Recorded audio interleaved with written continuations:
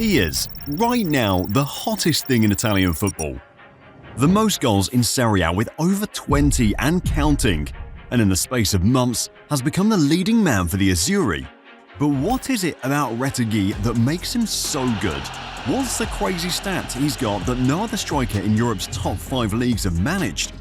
And what if I told you that his rise to the top started after a freak accident? I've got to start with the most obvious standout for Retegui because in the 2024-25 season, he's been bagging goals for fun.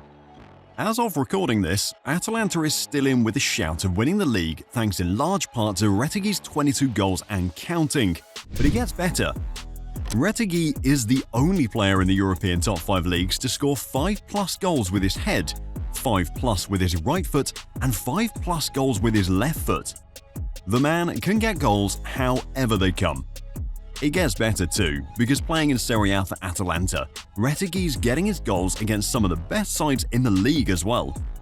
He's bagged goals home and away versus Juventus this season, scored against Napoli at home and away as well, and against the teams you expect him to score against, he's been prolific. A hat-trick versus Genoa should have been the standout this season, except he's done even better. He scored 4 against Hellas Verona away from home in the league. Another impressive detail about Retegui's goals this season is the minutes it's taking him to reach them. See, playing in that Atalanta, the tactics, which we'll get to, demand a high-pressing system, particularly from the forward line. And as of recording this, Retegui has only completed the full 90 minutes 5 times in the 27 league matches he's played for Atalanta this season. He's the top scorer in the league and is hitting these numbers in fewer minutes. That is cold. With a 14.15 xG, it means he's burying the chances he's expected to, and is, at this point, outperforming it too. If he finishes the season as top scorer for Atalanta, which he's expected to do, then he'd become just the second Atalanta player to win the Capocannoniere, the award for the top scorer in Serie A season, since Filippo Inzaghi in 1997, almost 18 years ago. What Retegui is doing this season is sensational. He's competing with the likes of established forwards like Robert Lewandowski, Harry Kane and Kylian Mbappe for the European Golden Shoe now. The numbers don't lie, he's a man in form right now, but the goals are one thing. The other reason why Retegui has become so good this season is down to a freak accident and one man. At the start of the season, Gianluca Scamacca unfortunately tore his left ACL while in action for Atalanta and was estimated to be out for between 6 to 9 months. For Atalanta and the head Gianluca Gasperini, this was a problem. See, part of the reason Atalanta had won the Europa League last season was down to what Gasperini was able to get out of his forward line.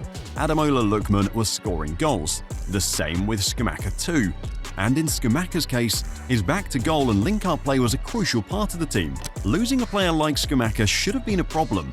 Not unless you're Gasperini, that is. The craziest about Gasperini is he has taken, I could give you 10 strikers or attacking midfielders that he takes, and I've said it on air, he is the Ivy League for attackers. They go to this club, and for whatever reason, they all have career seasons. Duvan Zapata, what was the knock on him? He's only gonna give you 8 to 10 goals a season. Loris Muriel, he's overweight, he doesn't care, he's lazy. They go to him, they're 20 goal a season strikers. Papu Gomez, Josip Ilicic, now with Retegui, a goal a game. Scamacca. Ademola Lookman was a guy who was at Everton in Premier League scoring maybe 5 goals. I think he was loaned to Leicester City, finished with 5 goals. Now he's one of the better players in Europe. He has to be seen, in my mind, as one of the best managers in the world. He's going to go down as the best coach in their history. And I think one of the best Italian managers of this century. Facts.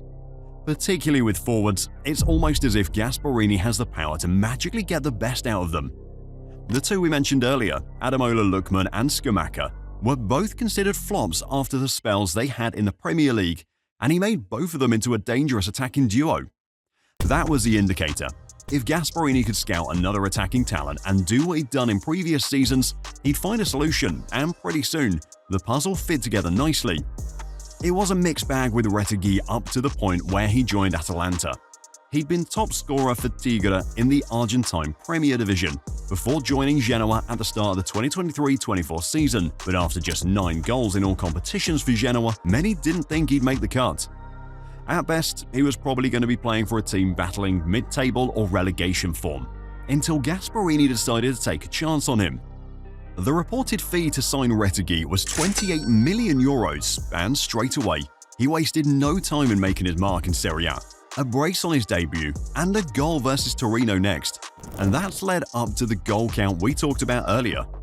But as I said, the reason he's become this good is thanks in part to his ability, but also the tactical setup of Gasperini. The team sets up in a 3-4-1-2 or a 3-4-2-1 shape, and in both presets, focusing on the attacking aspect, this formation allows Gasperini to get the best out of Retegui. On his own, as a lone forward, Retegui's been average at best. At 6'2", he can be a physical presence, but as we saw at Genoa, playing with his back to goal isn't exactly his strong suit, as he most times prefers to make his runs in behind. However, with the tactical setup of Gasperini, using two attackers means he's improved this aspect of Retegui's game as well. You'll see in those clips, particularly the link-ups with Ademola Lookman, that the idea of using two players in attacking and staying close to each other is helping Retegui's game develop. By having a partner close to him up top, there's an extra player to quickly release the ball to if the pressure from the opposition is intense, or if the option of a forward pass with a player making the run ahead of him. Atalanta is structured in a system where there's no standout player. The team works as it is, a collective, and it's about each member of the team trying to get the best out of each other. Still focusing on Retegui and Gasperini's tactics, once again, it's almost as if the side is tailor-made for a striker of his ability. One of Retegui's biggest strengths is his aerial ability. He is a beast in the air and plays in an Atalanta side that knows how to find him in those positions. Cross, goal, that's simple. And it goes beyond that too. Under Gasperini, Retegui has developed into an instinctive finisher. As of November last year, when Retegui was starting to gain traction on the continent, a particular trend stuck out with the Italian forward. Of the 11 goals he'd scored in the league leading up to that point, 9 of them were first-time shots. What this means is that he didn't have to take an extra touch before converting his chances. At that rate, he was scoring 81.8% of his goals by striking the ball first time. Goals like this. It's almost as if under Gasperini, sometimes Retegui didn't even need to look, because he'd now been trained to know where the goal was. All of this brought about the makeups and the comparisons with the classical number 9s, the likes of Christian Vieira and Luca Toni. But there's one name that stuck out that fits the description. Comparing Retegui to Gabriel Batistuta? This wasn't media-made. It's something the man who gave Retegui his debut with the Azzurri noticed firsthand. Beh, è un centravanti classico, ho letto che molti lo paragonano a Dennis, io sinceramente non voglio dire che delle cose un po' esagerate. Io mi ricordo quando Batistuta è arrivato in Italia, un giocatore che gli può somigliare, poi chiaramente lui è molto giovane, ha bisogno. Yeah, Mancini did also add that Retegui has a long way to go if he wants to truly fulfill this comparison with Batistuta. But it's easy to see the identifiable traits between the two. Both are instinctive finishers, both very good with linking up play, both scored goals on either foot, and as we've seen with Retegui, both very, very good in the air. The thing is, Retegui's comparison comes from the fact that, just a famous legend, Retegui could have and probably should have been representing a different country instead. Y lo de Retegui, bueno, yo soy partidario de no intentar convencer a nadie y sobre todo, a ver si se entiende, a lo mejor arruinar algo que no estamos convencidos o que no lo vemos. Pasó con Marco Senesi cuando tuvo la oportunidad de elegir, lo llamamos, hablamos con él, decimos, mira, nosotros a lo mejor te vamos a convocar. The words of Lionel Scaloni after Retegui was called up to the Italian national team for the first time. He was indifferent. Mancini's comments on Retegui came at the same time, when he'd given him his debut for the Azzurri, and many believed he was only playing for the national team because of the lack of options in the position.